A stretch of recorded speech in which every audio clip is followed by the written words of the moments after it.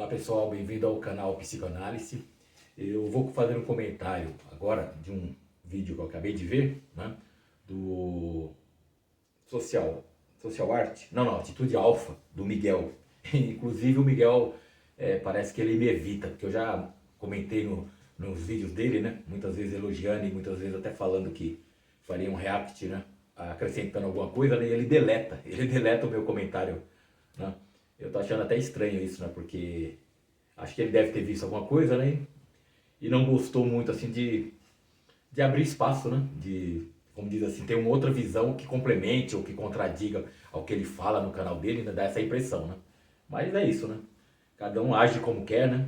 E como acha correto. Tá? Então eu vou continuar vendo o vídeo deles e de outros, né? Porque é um material que eu uso para poder fazer reagir, né? E produzir algo a mais, né? Então nesse vídeo aqui eu discordo dele, né? E vamos dizer assim, por um motivo lógico, né? Ele não é psicanalista, então ele tem uma visão assim, vamos dizer, curta sobre ego e narcisismo, né?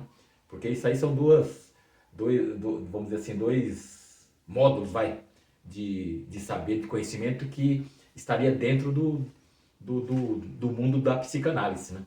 Quer dizer, qualquer outra área pode falar desses aspectos, né, psicológicos da mente humana, mas a psicanálise, né, a partir de Freud, é quem começou a pegar esse viés do ego, do narcisismo na mente inconsciente, inclusive, né, principalmente, porque o narcisismo ele está em toda a mente, tanto consciente como inconsciente. Ele é estrutura, ele é estrutural. A gangorra, né, aqui a fórmula da mente é estruturada em cima do narcisismo inconsciente.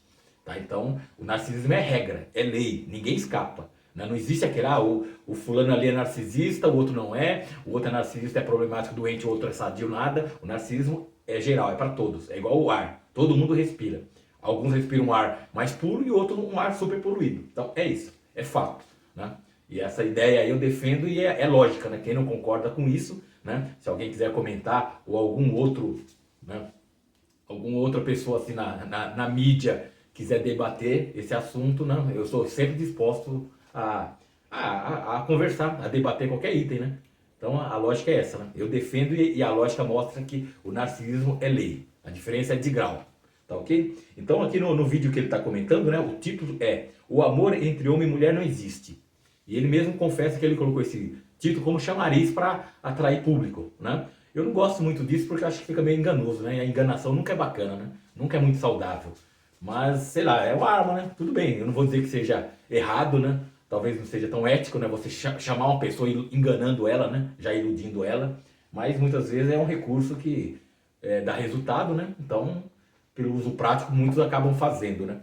Então esse título, O Amor Entre Homem e Mulher Não Existe, né? Como ele diz, ele colocou só como chamariz. Mas ao mesmo tempo ele começa a falar no vídeo dele, né? E começa um pouco a defender essa ideia. Por quê?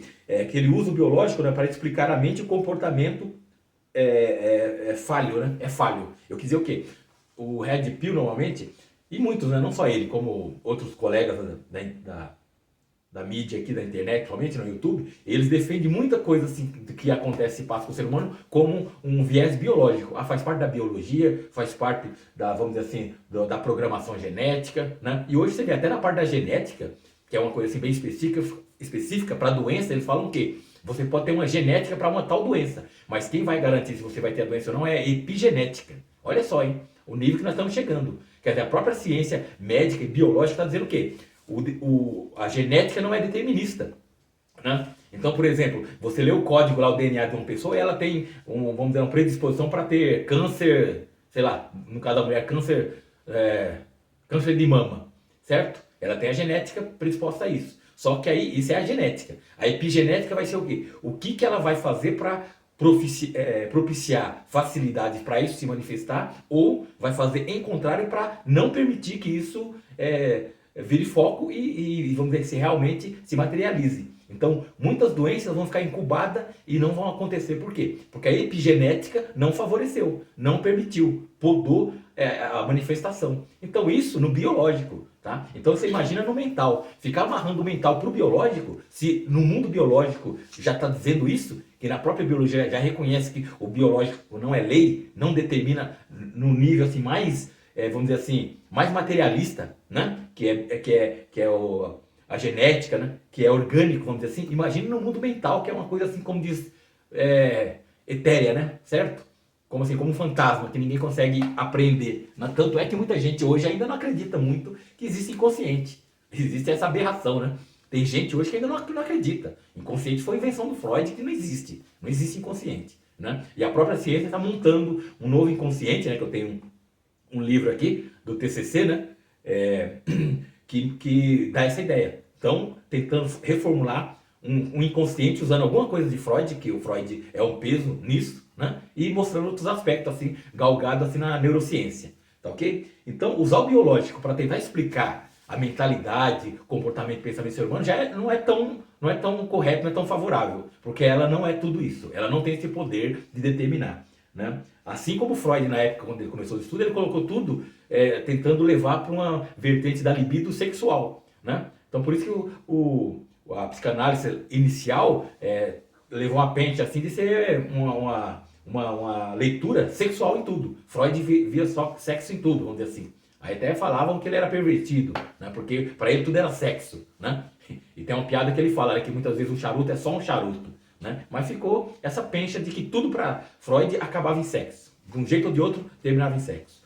E eu também não concordo com essa postura, né? Sou mais o Jung um pouco nesse lado aí, que o Jung via a libido, né, como uma energia geral, uma energia que ela não tem esse caráter sexual, nem uma coisa ou outra, né? E ele achava que era uma energia única, que ela se estruturava em várias formas. Eu, nessa parte, eu estou com o Jung, né? Porque para mim a libido é como um dinheiro. O dinheiro é a libido. O dinheiro compra qualquer coisa, como a libido. A libido ela pode se manifestar em qualquer situação, né? A mesma libido, vamos dizer assim, ela vai para certa relação, situação, ela se manifesta de um jeito e em outro, como o dinheiro. O dinheiro pode comprar qualquer coisa.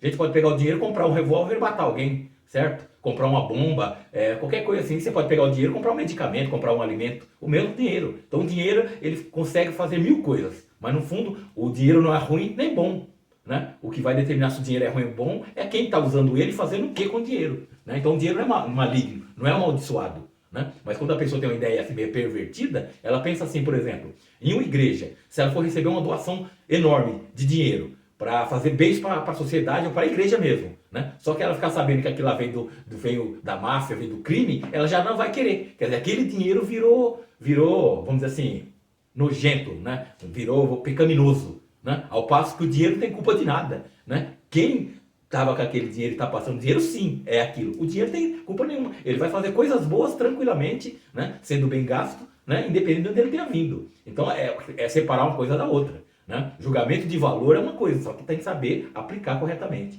Então, voltando, esse papo de defender tudo e colocar tudo na conta do biológico é furado. Assim como Freud errou a colocar tudo na conta do sexo, tá? Eu coloquei também aqui, ó, o Miguel acha que o amor mais puro é o da mãe. Tá vendo? É como eu disse, ele não entende muito de psicanálise, não entende de ego, né, e de narcisismo. Freud já fala bem descaradamente. O amor da mãe é o amor mais narcísico que tem. E o Miguel coloca que é o contrário, que o narcisismo é que não tem nada a ver com amor, coisa não. O grande amor, o melhor amor é o da mãe. Por quê? Isso é fato, é simples de entender. Por quê? A criança que sai da mãe é como se fosse uma projeção dela, é como se fosse um apêndice dela. A criança em si, ela é uma parte da mãe. Não tem nem como a gente negar. Muito mais que o pai. O pai em si, ele não tem uma ligação, vamos dizer assim, como a criança teve com a mãe. Ele tem uma ligação biológica, ou nem tem. Agora, a mãe não tem escolha. A mãe tem uma ligação física, biológica e afetiva.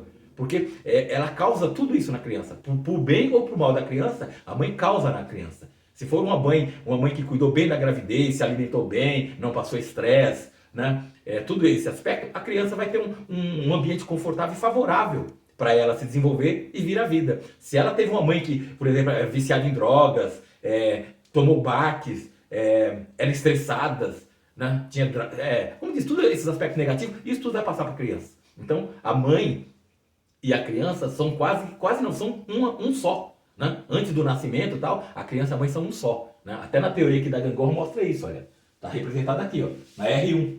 R1 é o quê? É o ego inicial, né? Ele, vamos dizer assim, o bebê, por exemplo, ele está na mãe. Ele faz parte da mãe, mas ele não tem essa noção. Por quê? Porque ele nunca esteve fora da mãe. Então ele não sabe que ele está em alguma coisa nem com quem. ele se acha, ele se vê como ele único e completo. Por quê? Tudo que ele tem de completude está vindo da mãe. Só que a mãe para ele é um fantasma que não existe ainda. Quando há o nascimento, né, a mente sai da R1 e se desdobra na R2. A mente cria uma nova ação mental, vamos dizer assim, como Freud gosta de falar nos seus escritos, né? Uma nova ação mental cria essa polarização aqui, a mãe e o bebê. O bebê começa a ver ele como falho, porque agora ele não é mais completo, olha só. Por isso que a bola aqui, né, a representação é metade. Antes ele era completo, completo graças à mãe. A mãe que servia, né, praticamente a tarefa como se fosse engolida nele, vamos dizer assim, sabe? Aqui não, aqui agora é o bebê, parcialmente, e a mãe.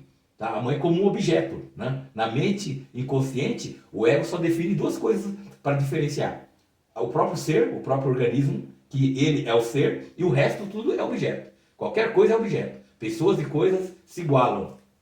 Tá? O que vai diferenciar uma coisa da outra é o grau de afeto que vai estar relacionado com isso. Na relação, o grau de afeto. Isso que vai determinar uma diferenciação entre os objetos. Então, resumindo, a criança aqui em relação à mãe, né? A mãe é um ser que vai ter um grande poder. Ó, ela está em ascensão sobre a criança. Ela tem um grande poder sobre a criança. Tá ok? Depois da R2, isso aqui é uma relação incômoda, porque é uma relação de falta para a criança. Ela está numa posição, como eu falo, o tempo todo. Né? Uma posição aqui de angústia, de falta, de não ser. Né? Todo aspecto negativo decorre dessa posição. Né? E quanto mais ela entrar em vertical, pior é. Né, para a criança, qualquer um que mais tarde vai estar nessa posição aqui. Né? Então, a tendência é querer sair dessa posição angustiante. Então, esse movimento aqui, ele tem que ser feito para uma relação mais tranquila. No caso da fome, por exemplo. Quanto maior a fome, mais a relação vai ficando aqui. Ó.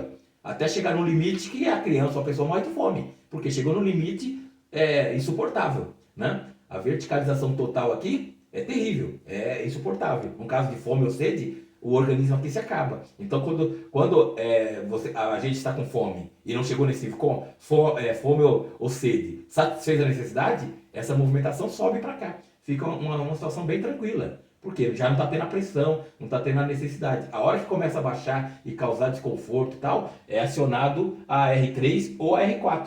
Né? Normalmente, nunca está uma relação sozinha. Né? A mente não trabalha com relação só, única. Quando ela está com uma relação, ela já está ao mesmo tempo ativando outra junto, né, para fazer, como diz, uma compensação. Por isso que é uma relação dialética na mente. A mente é dialética por isso, porque ela não vive uma relação única, exclusiva. É sempre duas relações, ou até três, em muito momento, até três, que é o limite que a mente consegue coordenar. Três relações simultâneas, tá ok? Então isso aí é só uma palhinha para mostrar essa ideia. Então, voltando, a mãe com o bebê é parte da mãe. Tanto é que a gente sabe, é sabido que o pai e a mãe, eles determinam o que é a vida da criança. Primeiro já começa pelo nome. A mãe e o pai escolhem o nome, sabe? Tipo assim, olha, eu gostei desse nome, eu vou pôr o nome do meu filho. Esse nome, não interessa se o filho gosta, quer, né? Mais tarde muitos até mudam o nome por causa disso, porque não gostou do nome, quer outro nome. Tá? Não existe essa possibilidade de deixar um aberto e tal, para a criança mais tarde escolher o nome dela. Seria o mais correto, né?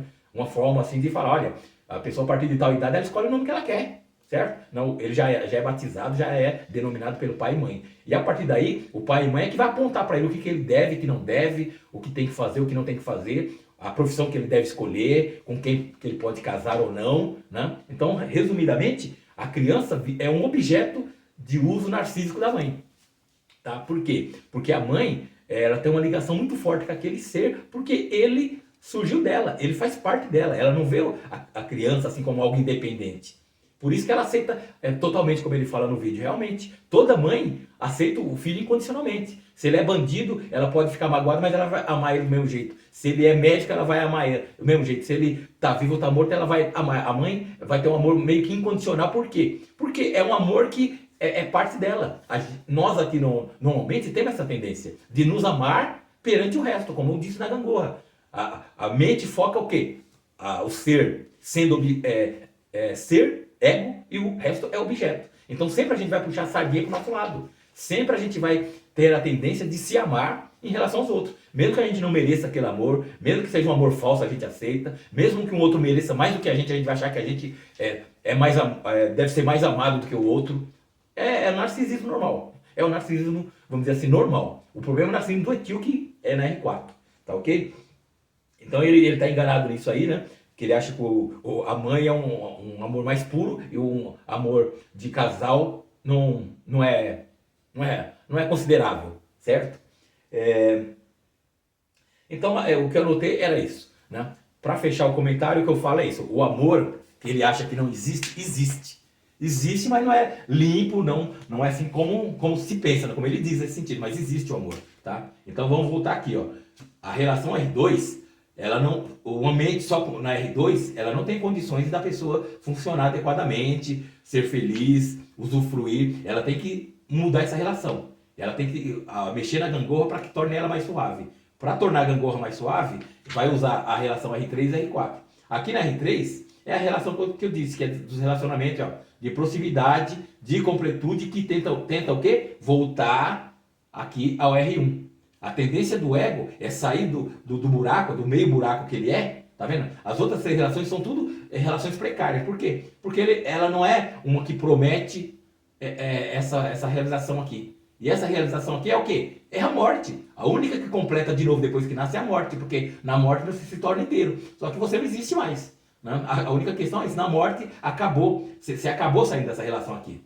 Né? Só que é como disse, na morte você saiu dessa relação, você saiu dessa, você saiu daquela, você voltou para essa aqui. Só que aqui você é tudo e nada ao mesmo tempo. Não tem mais existência, não tem mais relação. Então a vida é relação. Quando não tem mais relação, que é a morte acaba com a relação. Acaba com a relação, acabou a vida. Né? Porque a vida é relação. Tá ok?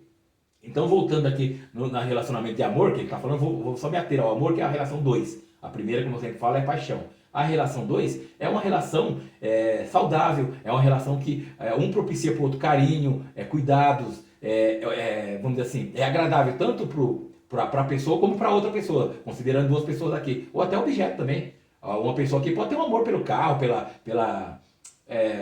pela casa, sabe, qualquer coisa, qualquer objeto, né? A pessoa tem uma relação de amor, é uma relação de amor, tá?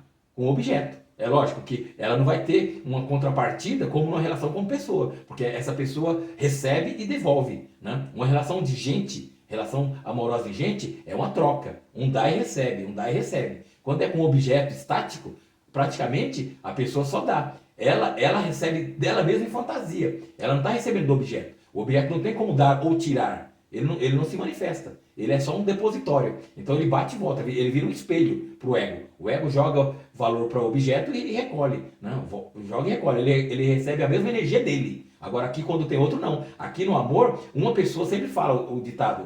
Sempre numa relação, um ama mais que o outro. O que quer dizer? O que ama mais, ele joga mais energia. Ele investe mais energia para um, o outro joga menos. Tá?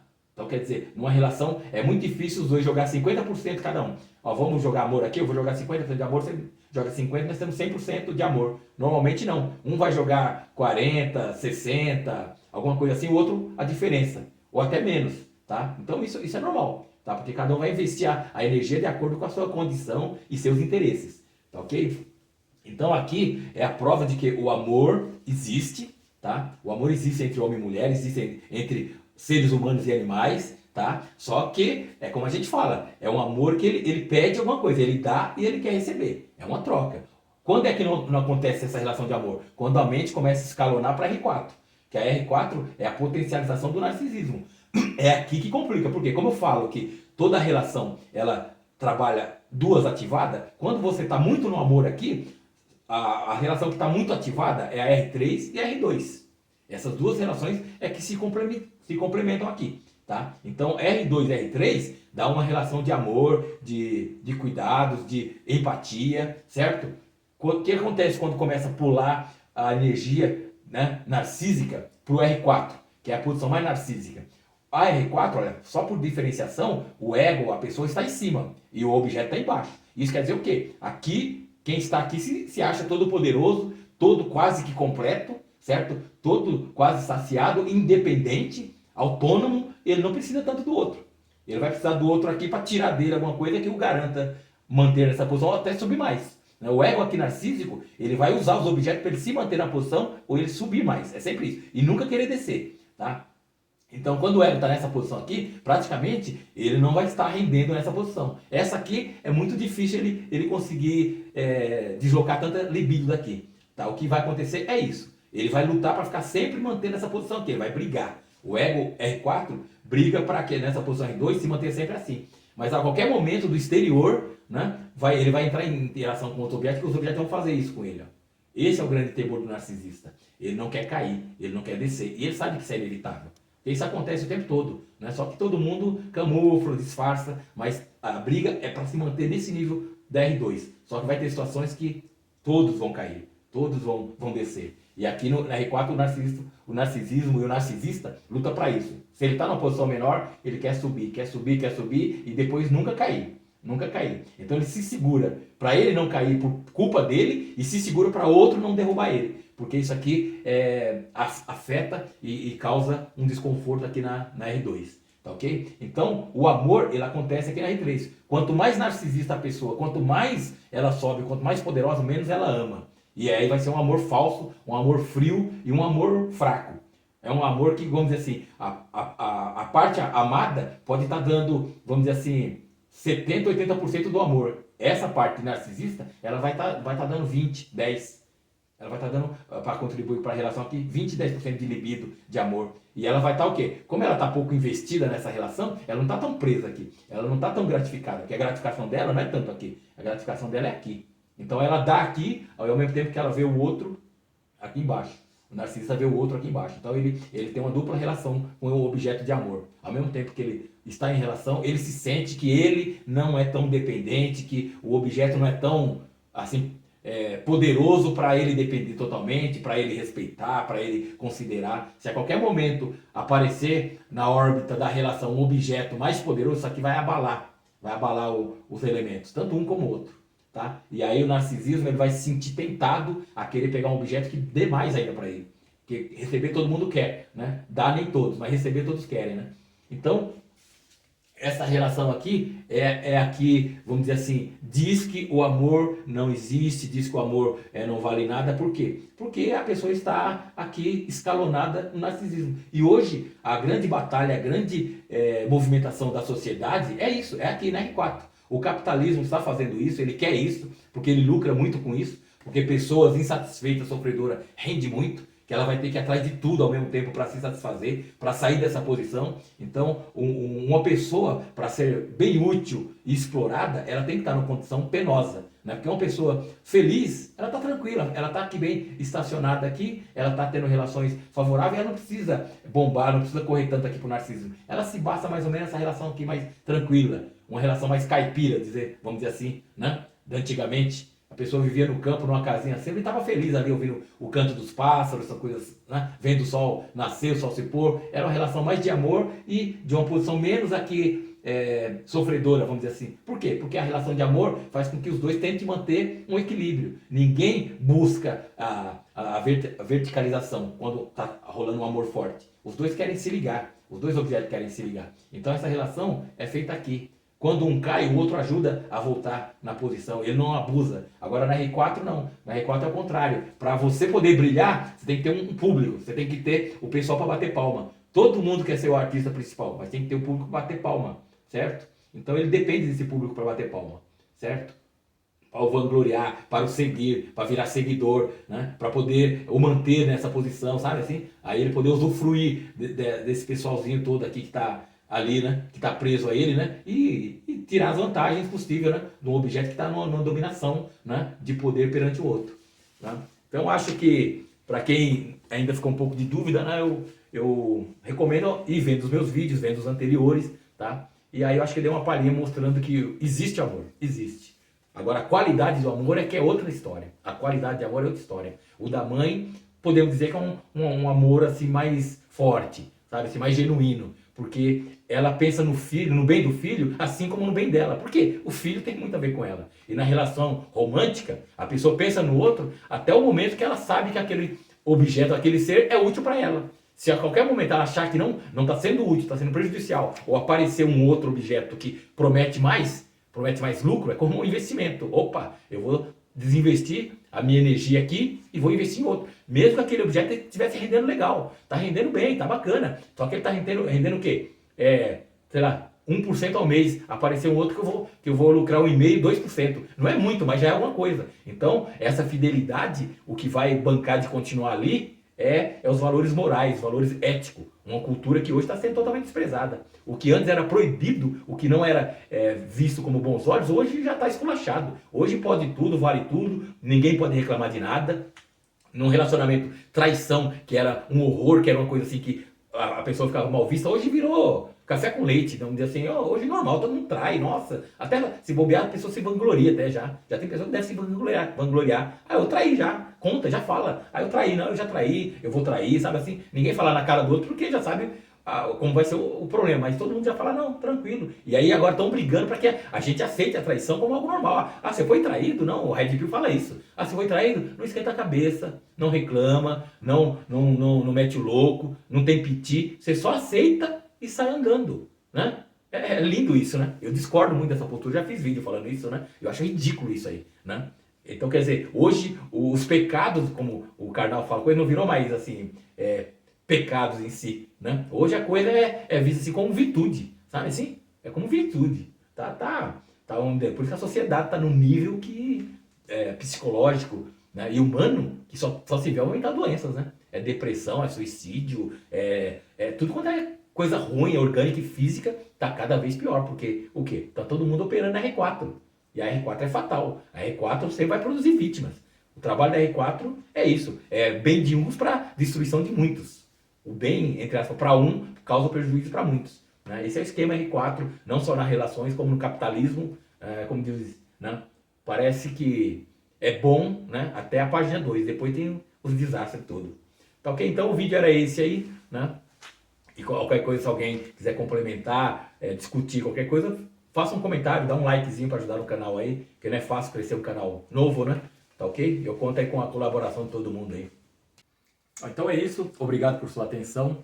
Se você ainda não é inscrito no canal, eu peço que se inscreva, que dê o joinha para curtir, me ajudar a desenvolver o canal, tá ok? Se tiver interesse no livro que eu recomendo a ler, né, porque a Fórmula da Mente, Teoria da Gangorra, parte desse livro aqui, tá? Com uma leitura fácil, gostosa de ler, tranquilo, tá? Eu recomendo que você leia o livro, se tiver interesse em consultoria, em fazer terapia, né? Você pode marcar pelo zap que está na descrição e aqui também na tela sempre está aparecendo no vídeo, tá ok? Então é isso, vamos a seguir, né, divulgando essa teoria, essas ideias, né? Espero que você me acompanhe nos próximos vídeos.